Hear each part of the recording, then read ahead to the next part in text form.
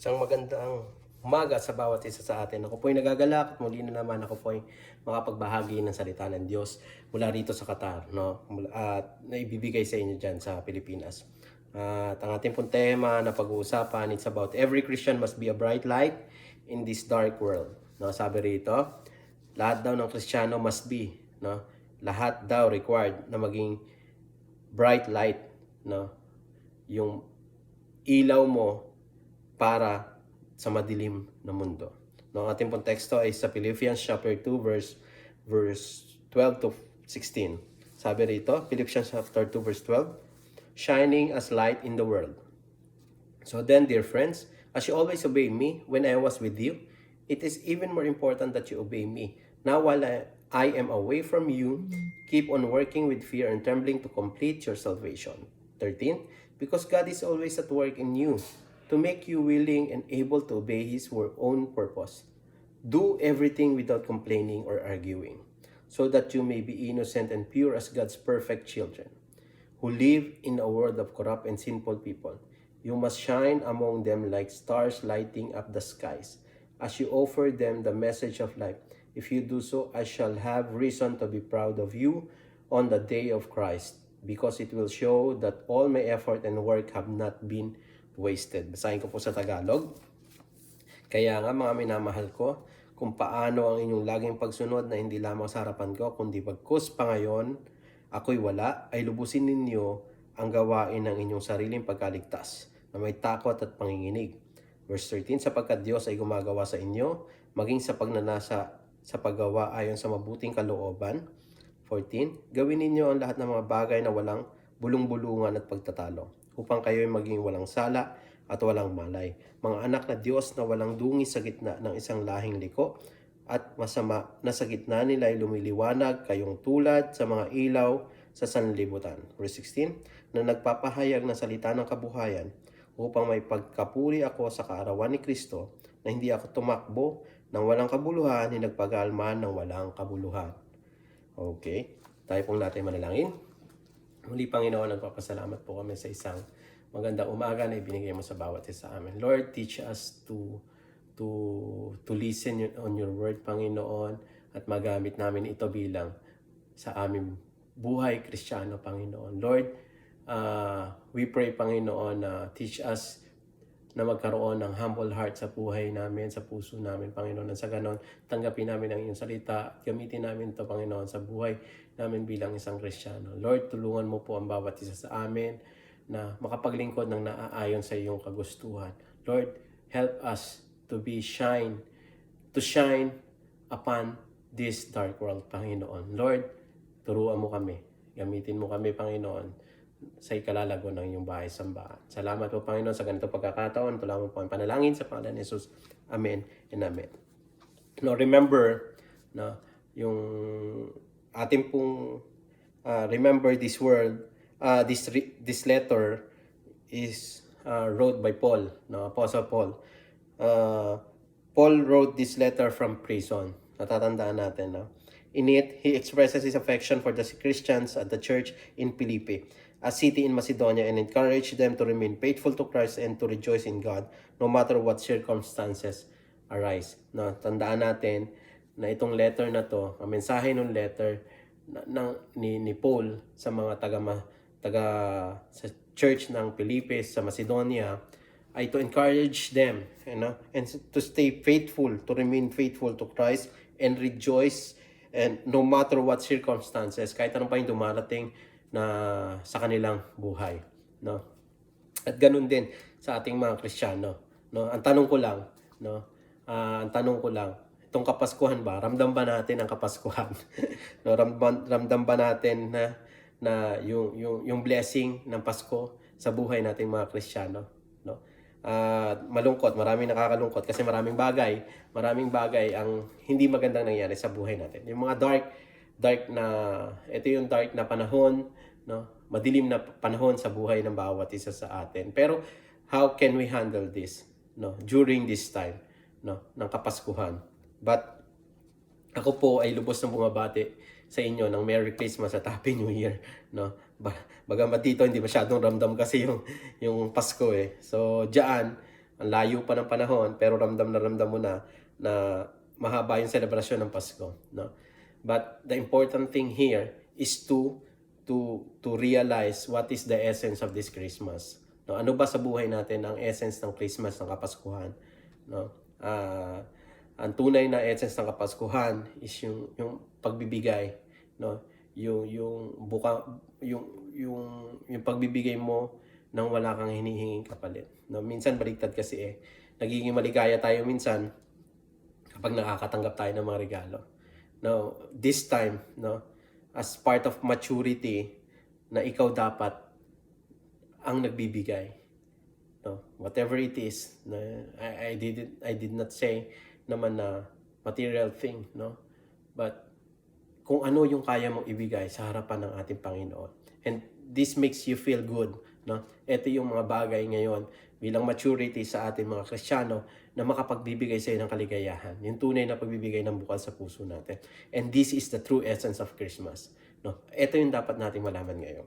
But now, no, naalala natin, no, itong letter na to from Apostle Paul, no, maybe our great pastor, our pastor na nasa langit, no, ito rin yung gusto mangyari sa atin, no, bagamat na sinabi na ngayon wala siya sa piling natin, na wala tayo hindi natin siya kasama, hindi niya tayo nililid ngayon, pero ano yung mga bagay-bagay na kailangan nating matutunan sa harapan ng ating Panginoon, no? Ay tinuturo sa atin ngayon, no, yung gusto sa atin na maging faithful tayo na sa harapan ng ating Panginoon. Also, yung gusto natin yung gusto ng Lord na nagre-rejoice tayo, yung gusto ng Lord na nagpa-praise tayo kahit anong suliranin ang dumating sa buhay natin. No, mahirap itong mga nakaraang buwan sa buhay natin, pero ang gusto ng Diyos sa buhay natin, let us continue, remain faithful, and always rejoicing in the name of the Lord, no? At ako po ay nagpapasalamat doon sa ganitong pagkakataon, no? At sa ating pong teksto, sabi rito, lubusin ninyo ang gawain ng inyong sariling pagkaligtas sa may takot at panginginig. Sabi ni Apostle Paul sa verse 12, lubusin ninyo ang gawain ng inyong sariling pagkaligtas, no? This was addressed by all of us na nakatanggap ng salita ng Diyos, nakatanggap ng pagpapala ng Diyos, nakatanggap ng kaligtasan na mula sa Diyos, nakarinig ng salita ng Diyos, no? This was addressed to us, no? Sabi rito, lubusin ninyo ang inyong sariling pagkaligtas. Paano mo malulubos ang iyong pagsariling pagkaligtas? Sabi rito, no? Yung ang tinuturo sa atin kailangan maging valuable, worth it, yung pagkaligtas mo sa harapan ng ating Panginoon. And one thing na maging valuable, maging worth it yung pagligtas sa iyo ng ating Panginoon, dapat mag-shine ang Panginoon sa buhay ng bawat isa sa atin, no? Mag-shine ang Panginoon sa buhay ng bawat isa sa atin. Magkaroon ng ilaw doon sa madidilim na lugar dito sa ibabaw ng mundo. Na tayo yung ginagamit ng Diyos, tayo yung gagamitin ng Diyos para magliwanag sa ganitong lugar, no? At ganun nga, no? But sad to say kasi, no, sa mga nakaraan nating buhay, nakaraang taon sa buhay natin, buwan sa buhay natin, what really, ano ba yung talaga naibigay natin sa ating Panginoon? Or may evaluate ba natin yung sarili natin, yung buhay spiritual natin, buhay Kristiyano natin, kung tayo ba talaga ay nag-shine sa harapan ng ating Panginoon, no? Anong nagawa natin sa harapan ng ating Panginoon? At yung ilaw ba natin patuloy na nagniningas sa harapan ng ating Panginoon, no? This is the thing. Maybe hindi huli ang lahat, no? May darating pang araw sa buhay natin na dapat makita pa rin, no? Hindi man do sa mga nakaraang taon, buwan sa buhay natin. Siguro pag-isipan natin itong darating na taon, no? paano tayo magsashine sa harapan ng ating Panginoon. Paano tayo maipapakita yung liwanag natin sa ibang tao at maibabahagi natin yung liwanag na meron tayo na nakita rin natin sa ating Panginoon. No? In Philippians chapter 2 verse 12 to 16, no, makikita natin dito, ang title niya, Shining as Light in the World. No? Shining as Light in the World. Paano tayo magsha-shine bilang isang ilaw sa mundo? No? Based dun sa kasi mabababaw lang naman no. Gusto ko lang kayong dalhin dun sa mababaw na message ng ating Panginoon dun sa binigay ni Pilipos. Sa mga taga-Pilipos, ibinigay ni Paul sa mga taga-Pilipos, no. How should we shine? No, in verse 14, dalawa makikita natin. No, how should we shine? By not complaining and not arguing. In verse 14, how should we shine? Paano tayo magsashine sa harapan ng ating Panginoon? Magsashine tayo sa ating Panginoon, sa harapan ng ating Panginoon, sabi dito in verse 14, by not complaining. No, most of us, no, sa atin, buhay Kristiyano, marami pa rin tayong complain sa harapan ng ating Panginoon. Katulad tayo, kung matatandaan natin in Numbers, in Numbers chapter 20 verse 2, in Numbers chapter 21 verse 5, no? Ito yung scenario sa Bible na nag-argue, na nagko-complain sila sa harapan ni in Numbers chapter 20 verse 2, nagko-complain sila sa harapan ni Moses at ni Aaron kasi walang tubig. Nagko-complain sila sa harapan ng Diyos at kay Moses dahil wala silang pagkain, no? This is the thing. No, madaling mag-complain, madaling mag-murmur sa harapan ng ating Panginoon. Pero ang sabi rito, by not complaining and by not arguing. No? By not complaining. Sabi rito, how should we shine? Magsha-shine tayo kasi kung hindi tayo puro complain sa harapan ng ating Panginoon. No? Kung ano yung task na ibinigay sa atin, no? Kung ano yung task na binigay sa atin ng Panginoon, pagtrabahuhan natin na maayos. No? At hindi tayo dapat argue lang ng argue. Hindi tayo dapat puro argue lang. Kasi walang mangyayari sa atin bilang isang Kristiyano kung puro tayo argue ng argue sa harapan ng ating Panginoon. No? Walang nagagawa ang argue. Walang nagagawang maayos na desisyon ang argue. Walang namimit na desisyon ang argue. Walang naaayos na sitwasyon sa argue. No? Walang direction kapag nag-argue. Walang direction kapag ka nagko-complain. No, this is the thing. Ang turo sa atin, how should we shine? Be not complaining and be not arguing. So, huwag natin ugaliin na mag-argue tayo na mag-argue. Huwag natin ugaliin na mag-complain tayo na mag-complain. This is not part of the Christian life. This is not part of Christian maturity. No? Ang tinuturo sa atin, yung pagiging mature na bilang isang Kristiyano. Madalas kasi nakakaranas tayo ng sa simbahan dito sa tahanan ng Diyos, meron pa rin na nakikita mo nag-argue, nakikipaglaban kung ano sa palagay nila yung tama. Pero ito ba yung tama? Ito ba yung talagang gusto ng Diyos sa atin bilang isang Kristiyano? No? Ano ba talaga ang dapat mong gawin bilang isang Kristiyano? Kung ikaw mismo madalas itong mga nakaraang araw mo, nakaraang taon sa buhay mo, madalas ka mag-complain. Madalas ka makipag-argue. Come to think of it. Ano bang na-produce mo? Ano bang naibigay mo sa ating Panginoon? Eto ba o gusto ba ng Diyos itigil mo tong complain mo, itigil mo tong argue mo, and focus dun sa biyaya ng Diyos sa buhay mo, no? Kahit alam mo na yung mga taong nakapaligid sa iyo ay hindi rin maayos, hindi rin nakikitaan mo ng pagkakamali, no?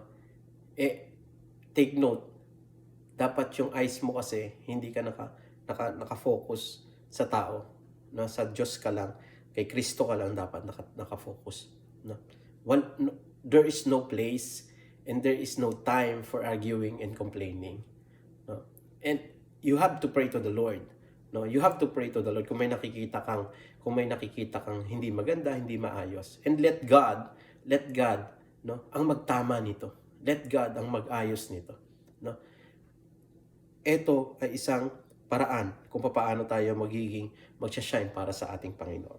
In verse 15, there are 3 things na makikita natin kung paano tayo magsha-shine.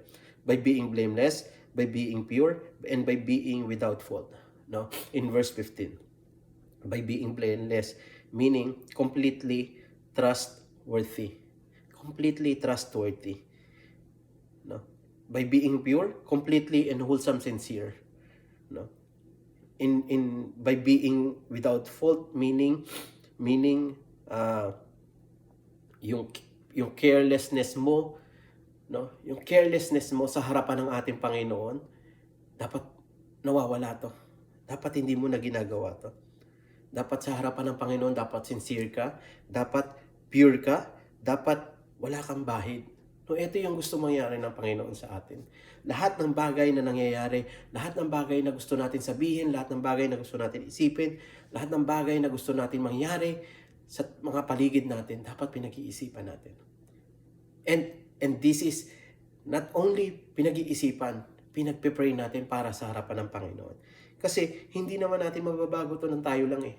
Hindi tayo mababago ng Diyos kung ayaw natin magpabago.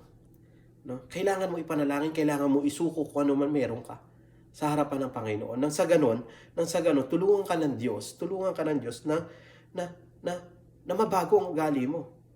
At later on, mag-shine ka sa harapan ng ibang tao. No?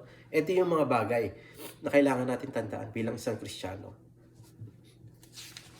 In verse 16, how should we shine? May paraan para paano tayo mag-shine sa harapan ng Panginoon? By holding out the word of life. In verse 16, by holding out the word of life. Ibig sabihin, and then by living in the light of the day of Christ. No? Ibig sabihin, by holding out the word of life, kailangan ibahagi mo, ibigay mo sa iba, maging witness ka, ikaw yung witness na kailangan maibigay mo sa iba yung buhay ng Diyos, yung buhay natin na binago ng Diyos.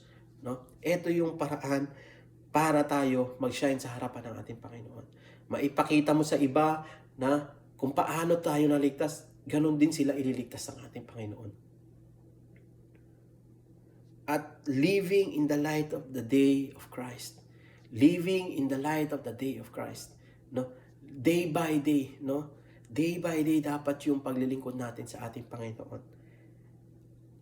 At the end of time, yung day of Christ, no? Na masabi sa atin na makuha natin ang reward natin bilang isang Kristiyano. In verse 16, no? Paraan by holding out the word of life and by living in the light of the day of Christ. No? Ito yung mga bagay-bagay na dapat nating gawin para tayo mag-shine sa harapan ng Panginoon. No? Bakit? At etong tanong, bakit ba natin kailangan na mag-shine sa harapan ng Panginoon? Kasi, number 1, that God, the Father, may be glorified. Kapag tayo nag-shine, kapag ikaw nag-shine sa harapan ng ating Panginoon, nag-shine ka sa ibang tao, yung ilaw mo maningas na maningas, at patuloy na nagdidingas, nagbibigay ng ilaw sa iba, nag-glorify mo ang Panginoon. No? Nag-glorify mo ang ating Panginoon dahil sa pag-shine mo. No? Pangalawa, that the Lord Jesus may be magnified. Magnified, meaning, no? Dahil sa buhay mo, nagsashine ka, nakikita na ibabahagi mo ang ating Panginoong Hesukristo, na mas malaki ang Hesukristo natin na tinanggap kaysa dun sa mundo, kaysa dun sa problema na kinakaharap natin. No? Ito yung kailangan natin maintindihan. Why are we to shine? No? Bakit kailangan mag-shine? Kasi maipakita natin sa mundo, maipakita natin sa ibang tao kung gaano kalaki ang Diyos sa harapan natin, sa harapan nila. Kung gaano natin nag-glorify ang ating Panginoon sa buhay natin. And lastly, the most important thing, the sinner may be saved. The sinner may be saved.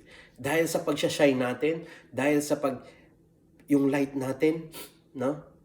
Maaari na tayo makapagligtas, no? Maaari tayong makapag-save ng buhay ng kapwa natin. Maaari tayong magbigay liwanag sa mga kapatid natin na hindi pa rin nakikita ang ating Panginoon, no? Eto, the sinner may be saved. The sinner may be saved. Merong mga tao na kailangan mo ma-save dahil kailangan mong mag-shine. No? Kailangan yung ilaw mo bright pa rin. No? Maraming tao dyan, maraming tao ang madilim, ang paligid, madilim ang nararanasan. No? Madilim ang pupuntahan. Pero, ang lalakaran. Pero, hindi nila nakikita. No? Hindi nila nakikita kung saan sila pupunta. No? At ikaw ang magdadala noon sa kanila ng liwanag sa dadaanan nila. No? Ito yung kailangan mong gawin. No? Samahan mo sila para dun sa liwanag na dadaanan nila at mapuntahan nila ang tamang destinasyon na gusto ng Diyos sa buhay ng bawat isa sa atin. No? In last word, no, I want you to read the passage in Matthew chapter 5 verse 14 and 16. You are the light of the world. A city that is set on hill cannot be hid. Verse 15. Neither do men light a candle and put it under the bushel, but on the candlestick, and it giveth light unto all that are in the house.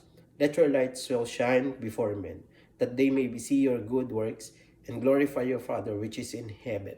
No? Tandaan natin, sabi rito in Matthew chapter 5 verse 14, you are the light of this world. No, you are the light of this world. No, kailangan mapagtagumpayan natin. No, kailangan mong gawin, kumilos ka. No, ito yung dapat mong gawin kasi sinabi na ng Biblia Matthew chapter 5 verse 14, you are the light of this world. No, na yung light mo hindi dapat tinatago, yung light mo hindi dapat inilalagay sa ilalim para hindi magdingas, hindi makita ang liwanag. Dapat yung light mo, no, nakikita ng iba, no? At nagla-light ka, let your light shine before men. No? Lahat ng ilaw mo ay makita nila. No? Ito ang kailangan mong gawin. Let your light shine. No, sinabi na ng Diyos na you are the light of this world. You are the light of this world. May kailangan kang gawin, kapatid. May kailangan tayong gawin, kapatid. No? Wag natin iwalang bahala. No? Wag natin ipawalang bahala. 'Yun sinabi ng Diyos na you are the light of the world. No? Marami pa tayong kapatiran diyan na nakakaranas ng kadiliman sa buhay nila. Pero ikaw, maaati mo ba na hindi sila tulungan, na hindi sila maligtas, hindi sila makakita ng liwanag? No? It's your choice. No? But ang sabi rito, you are the light of the world. No? Salamat sa salita ng Diyos. Ito po, tayo pong lahat ay manalangin. Lord, salamat po sa binigay mong pagkakataon na sa amin na makapakinig ng inyong salita. Lord, teach us to acknowledge your message, Panginoon, sa ganitong pagkakataon na kami ay tinuturuan mo maging isang maliwanag, no, ang aming ilaw, Panginoon, during this time of darkness. Lord, salamat po dahil patuloy mo kaming ginagabayan at patuloy mo kaming iniilawan din, Panginoon, na hindi kami naliligaw at pupunta kami, Panginoon. Tatahakin namin ang aming patutunguhan, Panginoon. Lord, salamat po sa pagpapala sa biyaya, Panginoon. Lord, panalangin namin itong nakaraang taon sa buhay namin, Panginoon, na madilim, Panginoon, hindi maganda, hindi kaaya-aya. Lord, bless us for this coming year, Panginoon. Gawin mo mapagpala, gawin mong blessing sa bawat isa sa amin upang mapagtagumpayan namin ang inyong salita, Panginoon, magamit namin in this coming year, Panginoon. Lord, turuan mo ang bawat isa sa amin na maging mapagtibay ang pagligtas mo sa amin. Mapagtibay ang pagiging Kristiyano ng bawat isa sa amin. Lord, salamat po sa buhay na ibinigay mo ng bawat isa sa amin. Ito lamang po ang panalangin sa pangalan ni Jesus. Amen and amen. Salamat po. To God be the glory.